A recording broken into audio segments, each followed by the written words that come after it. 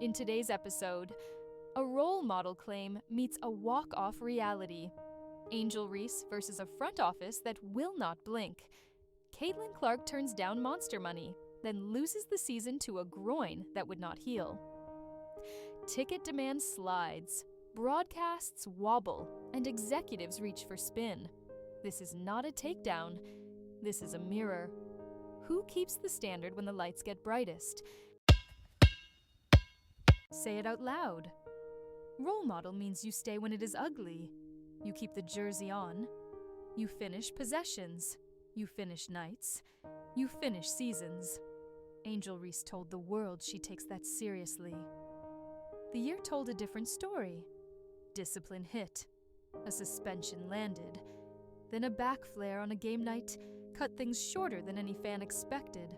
Not the arc you sell to the next generation. Not the lesson parents want their kids to copy.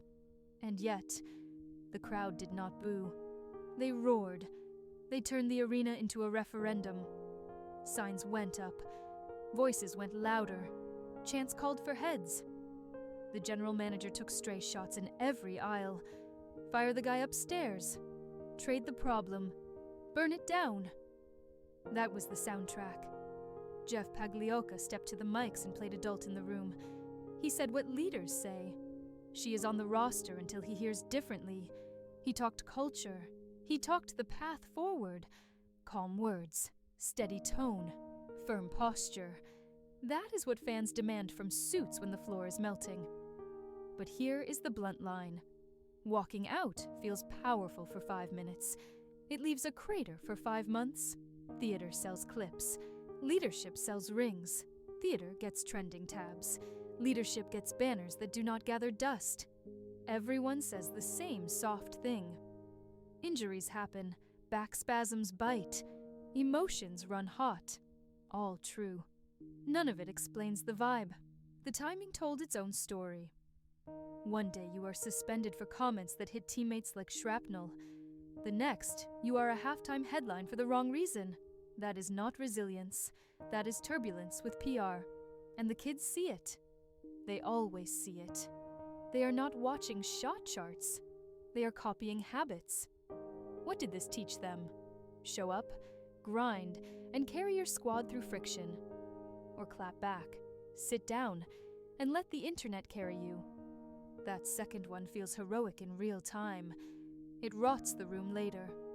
Women's basketball is finally scaling real mountains. Attendance up, merch moving, big windows on big networks. The story should be grit and growth. Instead, we got a mid-game soap opera with bonus chants. You can love a player's edge and still demand accountability. Edge without accountability is ego with glitter. It dazzles, then it smears. The front office held its line. The coach talked preparation, standards, and daily work. Teammates kept their heads down. That is the playbook when a storm tries to swallow the season. It does not change the core ask. You show up. You eat criticism. You make amends in private. Then you prove it in public. Short line for clarity. Role models finish. And yes, apologies matter. Words were said. Bridges can be rebuilt. Second chances are real. But second chances are earned in the fourth quarter, not in the tunnel. On a young league's biggest stages, the standard has to be simple. Play hard, play through, own your part. When the buzzer sounds, then talk. Quick ask. If you want honest breakdowns, hit subscribe right now. It tells the platform that discipline beats drama on this channel. Last thought here. The sport wins when its faces choose the hard road. It is not about perfect nights. It is about steady ones. Kids copy steady. Teams trust steady. Sponsors invest in steady. The league needs that more than it needs one more viral walk-off. Let's talk about leverage. Not the word on a whiteboard. The kind you can feel in the building. One rookie dragged a league into prime time. One name made casual fans care. One player turned warm-ups into concerts. Caitlin Clark did not nudge the needle. She snapped the dial right off. Sold-out barns. Kids launching logo threes at recess. Parents buying jerseys for the first time. Broadcasters moving segments just to keep pace. That is not marketing fluff. That is velocity you can count. So how did the business respond? With math from the last decade. A rookie scale that would make a product manager smirk. 4 years for pocket change by pro standards. 4 years for less than many assistants. 4 years for far less than she generated in a single road trip. Everyone knows the economics differ from the men's side, but engines still deserve fuel. You do not run a jet on lawn oil. Then the Sharks swam in. Another league waved a suitcase. Reports said 8 figures for a handful of nights. Rumors pushed the number higher. One founder put a number on social. One announcer repeated a bigger figure on a podcast. Then that clip vanished. The point is not the exact digit. The point is gravity. She had options. Big ones. And she said no. That decision was not small. That was a thesis on brand equity. She chose the franchise that drafted her. She chose the long road. She chose the big picture. She said, I believe I can build here. That is loyalty. That is risk. That is also leverage speaking, with a smile. Meanwhile, the old talking point resurfaced. The league bleeds money. It has for years. Losses in the tens of millions have been reported. New deals arrive soon. Optimists say profitability is near. Maybe, maybe not. Either way, you do not protect a fragile engine by letting it get beat up in traffic, while the check engine light flashes every quarter. You protect it with policy, whistle consistency, travel upgrades, and sane scheduling. You protect it with clear standards that showcase skill over collisions. Fans debate the encore treatment daily. Was it targeted physicality or just hard defense? The tape looks chippy more nights than it should. Elbows after passes, hip checks on curls, off-ball body blows that feel more like taxes than tests. When officials swallow the whistle, bodies pay the bill. The biggest draw always pays the highest rate. Pause for a quick mid-video CTA. If you value reporting without cheerleading, like the video. It keeps us in your feed when the next storm hits. Back to leverage. Competing leagues do not throw 8 figures at nobodies. They throw it at weather systems. Clark is a weather system. That should have triggered a new operating mode in every league office meeting. Modernize the cap in the next deal. Add escalators tied to league-wide revenue growth, not just team budgets. Bake in performance bonuses that reward actual value creation, not just all-star nods. Build a star protection framework that is written, public, and enforced. Not vibes, not hope, codified standards. Also, get out of your own way. Sell rivalries, sell storylines, but sell the basketball first. When casuals show up for a star, you are responsible for converting them to the sport. The conversion happens when the product is clean, when skill is the main course, not chaos. Here's the part many will miss. Clark did the league a favor by declining the quick cash. That favor came attached to a warning. The market just told you her value in block letters. You either move your model toward that reality, or you watch the next suitcase land with sweeter terms and fewer strings. The summary fits in one line. Treat transcendent players like partners, not passengers, or someone else will. Then came the injury call that froze the room. A right groin that would not let go. A bone bruise complicating the timeline. Rehab every day. Rechecks every week. Hope alive into late summer. Then the staff made the big picture call. Shut it down. Season over. This was not softness. This was accumulation. Groin and quad issues can stack quickly. Explosive guards live in those tissues. One wrong plant, one hard slide, one bump on a drive. Yeah, that is all it takes to push a week into a month into a season. She posted a simple line. She misses it so bad. You could feel it through the screen. A gym rat living on bike sessions and bands. a competitor taped to a sideline seat cheering until her voice cracks. That hurts a different way. The Fever still had to play.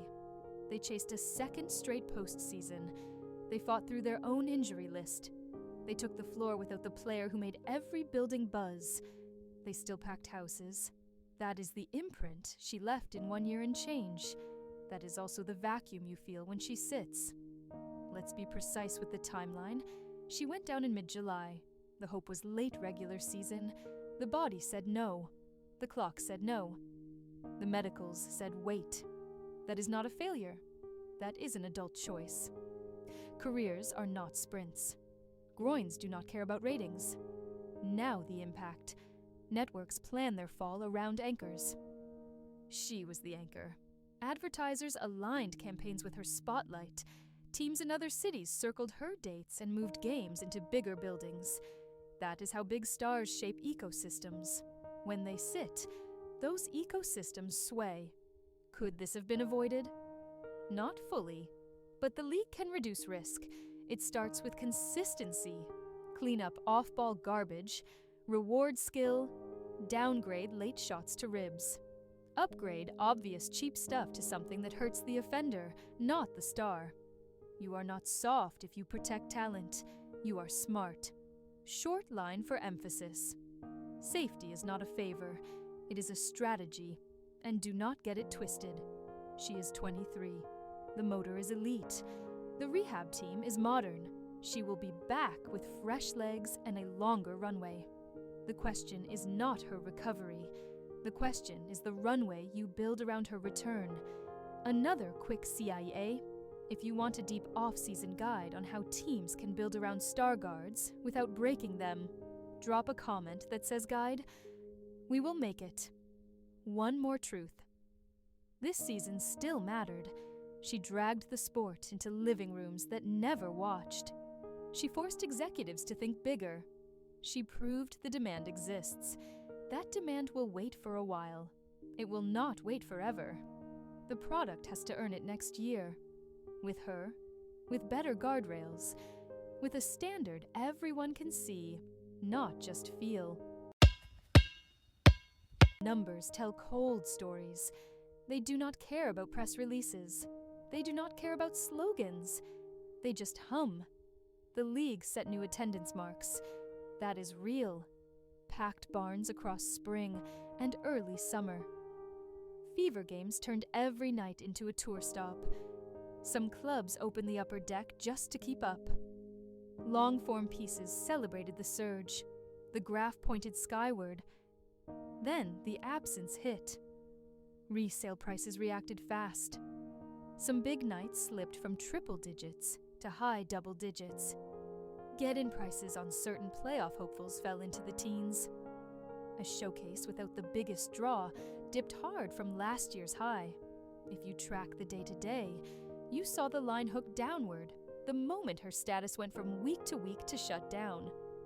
Are we talking collapse? No. We are talking exposure. We are seeing how much of the surge was one player's gravity and how much was permanent conversion. Both exist. The split matters.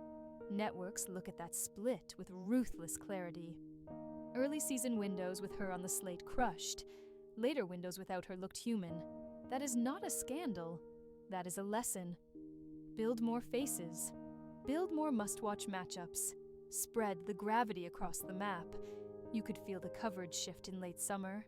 Spring was daily debate. Every shot was a segment. Every rivalry burned the timeline. Late summer felt quieter. Fewer lead blocks, more football, more preseason NBA talk. That is not hate. That is programming reality. Big anchors go down. Producers chase other anchors. Sponsors notice the same curve. They chase reach, not sentiment. With her, reach is guaranteed. Without her, models ask harder questions. That is where league leadership earns its paychecks. You cannot control injuries. You can control the product. You can control the calendar. You can control the way you package storylines that do not rely on one name. So what is the fix? 2 tracks again. Short term. Put your cleanest basketball on the biggest stages. Showcase skill. Showcase pace. Showcase coaching chess. Use consistent officiating so talent breathes.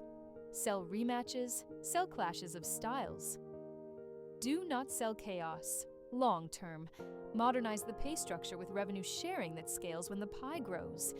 Create star protection standards that are public and data tracked.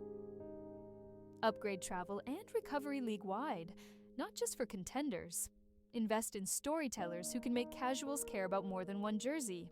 And yes, make your transcendent faces true partners, not passengers who get thanked from a podium. One more thing that never trends: youth development, clinics, city takeovers, youth tournaments tied to marquee weekends. Put your biggest names on courts with kids, not just on billboards. That is how you convert a moment into a movement that lives beyond one schedule. Here is the last beat. The league rode a rocket this year. Then it lost its pilot for a while. The question is not whether the rocket can fly again. It can. The question is whether you build a cockpit this time, the kind with guardrails, structure, and a plan that does not fall apart when one star sits. Final CTA. Clean and simple. If you want this sport to win, share this video with one friend who thinks headlines are the whole story. Then drop one name in the comments. Who gets the next deep dive? We are listening. This was not a hit piece. This was a standard. Show up. Protect stars. Build depth. Sell the basketball. If the league does that, next year sings. If it keeps chasing viral moments over steady habits, we will be right back here, counting what could have been. Tell me who we cover next. We are still reading them all.